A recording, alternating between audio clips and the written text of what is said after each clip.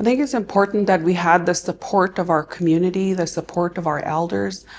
We work under advisement of our elders, and they are a big support in the project, and a part of that is the oral history and the traditions and what they can recall from the Brandon Residential School. You know, some Indigenous communities perhaps are going to want to do this work in the spirit of remembrance. Perhaps they want to be able to erect grave markers, or they want to be able to build a monument. They want to do it for reconciliation, for a memory of what happened. They also have to allow the communities to develop their own processes, their own way of doing things, and not to be dictated into, you know, okay, here are your objectives, here are the outcomes that we want to see, and here is the reporting requirements that we need. So, you know, there has to be that acknowledgement that not every community is the same. There's many ways to get started, and you need to go and figure out with your community what is the right starting place, because often ceremony and protocol need to be in place.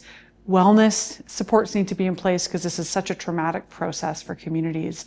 And you need to have a team in place. It can't be one person's job. This is a huge task that they're undertaking. One thing I wish I could share with communities is just to know that not just one person can do this work. It requires a team of people to support each other and to build a multidisciplinary team. So I think that there needs to be maybe more of an emphasis on building out the team, so supporting staff funding, basically. Because what I'm seeing is in some communities, people are being asked to do this off the side of their already full plates.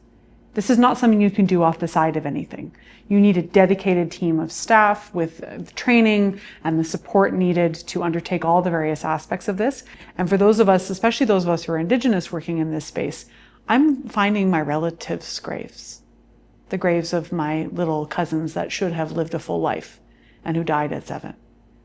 And so for me, it's very personal as well.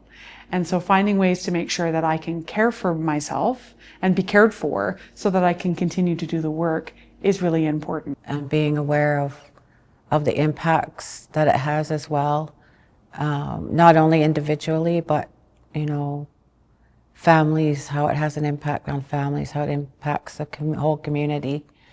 And being open to shifts and changes and emotional responses or no responses, because it is so traumatic. And you know, even not having a response is a response.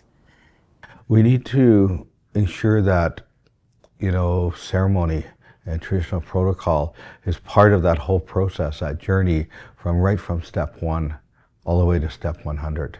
The aspect of this work that I would like to draw greater attention to, is the need for emotional support, for cultural support, and even for professional counseling, which are all program areas that are under the Resolution Health Support Program it was under the settlement agreement, but it's still funded through Health Canada.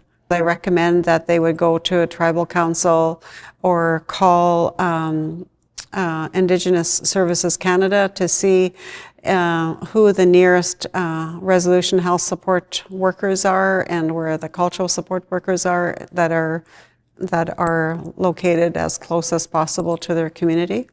So it's teaching them and directing them to access those services so that they do have emotional support through the process.